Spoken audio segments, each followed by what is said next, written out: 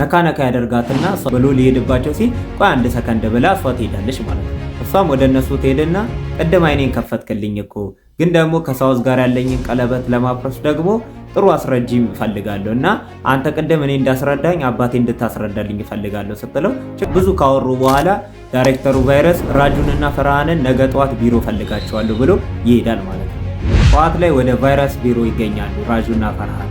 ራጁ ቲቸር የእርሶ ወጪ የሶስት ሰዓት ስንት ነው እንከፍላለን በሚልበት ሰዓት ላይ ፈርሃን ደግሞ ሰርግ የሚባል ከዚህ በኋላ አንሄድም ይላል። ራጁ ደግሞ ሁለተኛ ሰርግ የሚባል ከዚህ በኋላ አንገባም ሲል ፈርሃን እኔ እንደውም አላገባም ሲል ራጁም እኔም አላገባም ይላል። ቫይረስ ዝም በሉ ቤተሰቦቻችሁ ራሱ መጋባት አልነበረባቸው ቤተሰቦቻችሁ ተጋብተው ሁለት ደደቦችን እዚህ ዓለም ላይ አምጥተዋል ብሎ ተነስቶ ይሄድና ዋይት ቦርድን አምጥቶ ከዚህ ላይ 2-0 ብናጠፋ ብዙም ልዩነት የለውም አይደለ? ከዚህ ላይ ደግሞ 1-0 ደግሞ ስናጠፋ ይሄ 25000 የሚስተር ፈርሃን አባት የወር ገቢ ነው ይላቸዋል። ከዚህ ላይ ደግሞ 1-0 ስንቀንስ 2500 ይሄ ደግሞ ሙሉ የቤተሰብ ገቢ ነው ይላቸዋል ማለት ነው። በጣም ትልቅ ምክንያት አለ እናንተ ተጨንቃችሁ ለመማር ካልቶር ክፍል ሄዳችሁ እዛ ዶርም ገብታችሁ ከሱ ጋር እያጠናችሁ ታልፋላችሁ። አለበለዚያ ግን ከዚህ እብድ ጋራ የምትሆኑ ከሆነ አታልፉም ብሏቸው ሂዱ ውጡ ብሏቸው ያስወጣቸዋል ማለት ነው።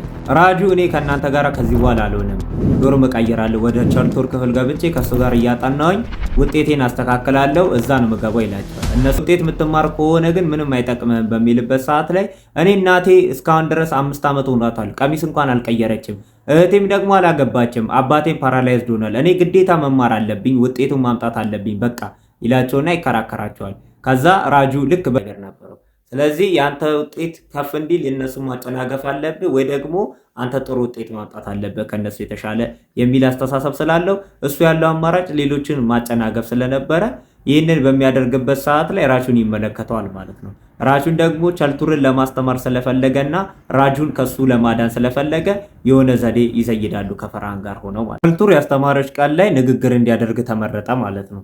ከዛ ቻልቱር እንግሊዘኛ እንጂ ህንድኛ ብዙም ስለማይችል ወደ ትምህርት ቤቱ ላይብረሪ ይሄድና ህንድኛ እንዲጽፍለት ይነግረዋል። እሱም ሰውየው ህንድኛ እየጻፈለት እያለ ራሹ ይደውልለታል ወደ ቻልቱር ማለት ነው። ቻልቱር ደግሞ ስልክ ለማናገር በሚሄድበት ሰዓት ላይ ራቹን ወደ ሰውየው ይሄድና ቲቸር ቫይረስ እያሰቡ ነው በሚልበት ሰዓት ላይ እኔ ነኝ ይለዋል።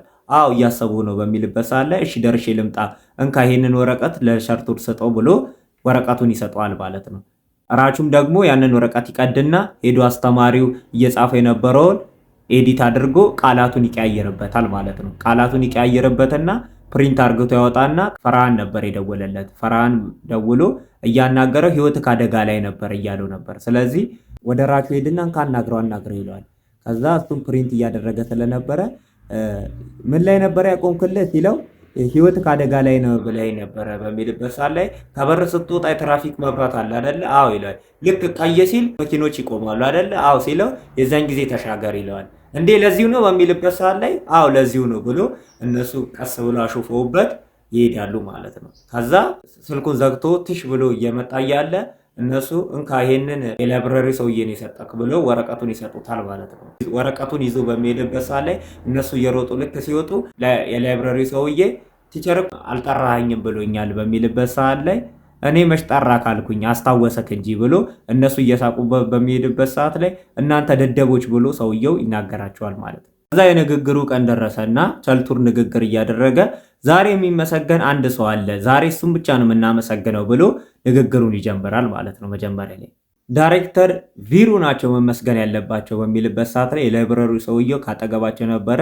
እሱ ቢናገርም ቃላቱን እኔ ነኝ የጻፍኩት ብሎ ይናገራል ማለት ነው። ቻልቱር ዳይሬክተር ቪሩ ለ32 ዓመታት ሳያቋርጡ እየደፈሩ ነው አሁንም እየደፈሩ ይቀጥላሉ በሚልበት ሰዓት ላይ ቪሩ በጣም ይደነግጣል። እዛ ጋር ያሉ ተማሪዎች እንዳለ ይስቃሉ ማለት ነው። እኔ ኮራለሁ በህይወቱ እንዴት ቻሉት ይሄን ሁሉ ዓመት ይሄ ሁሉ ተማሪ እየደፈሩ መኖር እያለ በሚናገርበት ሰዓት ላይ ተማሪዎቹ ይስቃሉ ማለት ነው።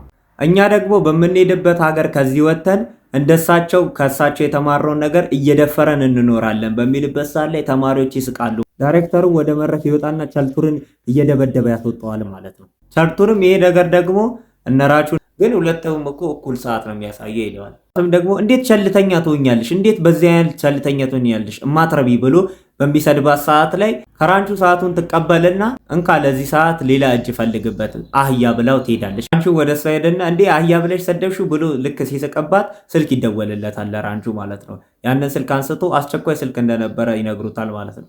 ከዛ ወደ እሱ ማለት ነው። በዚህ ሰዓት ላይ ዶክተሮች ሰው ወረዳለን ትላላችሁ አይደለ? የታለ ታዲያ የምትረዱት እባክሽ እርጂኝ ብሎ በሚልበት ሰዓት ላይ እሺ ብላው ትሄዳለች ማለት ነው። ከሱ ጋር በሞተር ማለት ነው። ወደ እነ ራጁ ቤት ነበር የሄዱት። የራጁ አባት በጣም ታሞ ስለነበረ ወደ እሱ ነበር የተደወለው ማለት ነው። ራጁ ስልክ ስላላነሳ የራጁ አባት በጣም ታሞ ነበረ። እሷን በምታይበት ሰዓት ላይ ወደ ሆስፒታል መሄድ እንዳለበት ትነግራቸዋለች። ሆስፒታል ይዘውት ይገባሉ። ሆስፒታል አልፎ ኢመርጀንሲ እያለ ሆስፒታሉ ውስጥ ይገባና የራጁን አባት ይዞ ወደዛ ሆስፒታል ይዞት ይገባል ማለት። ራጁም ደግሞ በባጃጅ ይመጣል ማለት ነው። ከዛ ውስጥ ሄዶ ገብቶ ራንቹን ያየውና አንተ የተረገምክ አባቴን በስኩተር ይዘህ ትመጣለህ አባቴ ቢሞትስ ብሎ በጣም ይጮህበታል ራንቹ ላይ ማለት ነው። አባቴን በመኪና እሱም አይዞ ዝም በል በቃ ሂድ ይለዋል። እሷ ጠዋት ትመጣና ሆስፒታል እነሱ ተኝቶ ነበር። ተነሱ በሉ ፈተና ደርሷል ትላቸዋለች። 2 ሰዓት ተኩል ሆኗል 3 ሰዓት ነው ፈተና ትላቸዋለች። ከዛ አባቴን ጥዬ አልሄድም ይላል ራጁ። አዎ ፈተናቸው አንሄድም በሚልበት ሰዓት ላይ ለአባታችሁ ነው ያለውኝ ሂዱ ትላቸዋለች። በእኔ ስኩተር ሂዱ ብላቸው በእሷ ስኩተር ይሄዳሉ ሶስቱም ማለት ነው። አርፍደው ደረሱና ወደ ፈተና ክላስ ይገቡና ከዛ ፈተና እየተፈተኑ እያለ ጨረሻ 2ኛው ላይ ይለዋል። ከዛ ራንቹስ ሲለው ራንቹን ይፈልጉትና ራንቹ የለም ብለው በጣም አዝኖ ፈርሃን አዝኖ ይቀመጣል ማለት ነው ራንቹ ባለመኖሩ።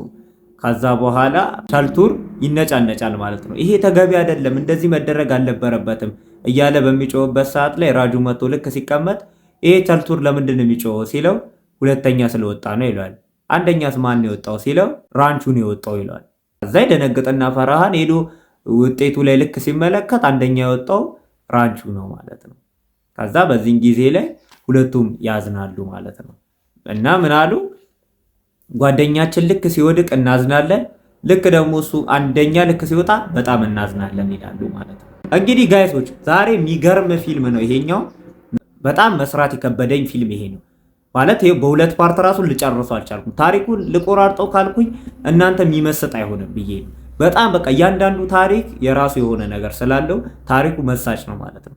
እኔ ለእናንተ አሪፍ ነገር ይዤ መምጣት እፈልጋለሁ። እያንዳንዷን ታሪክ ደግሞ የዚህኛውን ይዤላችሁ ልመጣ የፈለኩበት ምክንያት ስላለኝ ዛሬ ፓርት2ን ይዤ መጣሁ። ፓርት 3 ላይ ምን ጨርሰው ይመስለኛል። ፓርት 3 ላይ ምን ዘጋው። ፓርት 3 ላይ ይዘጋል ሙሉ ብዬ አስባለሁ። በጣም አሪፍ ነው ምክንያቱም ፊልሙ የ3 ሰዓት ፊልም ነው።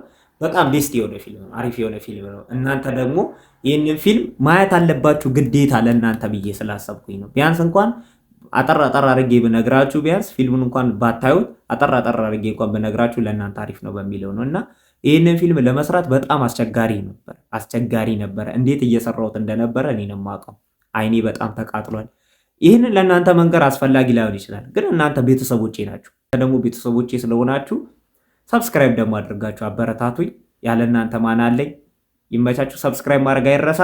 የደውል ምልክቷን ደግሞ ተጫኑት። ፓርት 3 ደግሞ ልክ ስለቀው ለእናንተ ይደርሳችኋል ኖቲፊኬሽን ማለት ነው። ስለዚህ ያ እንዳይረሳ።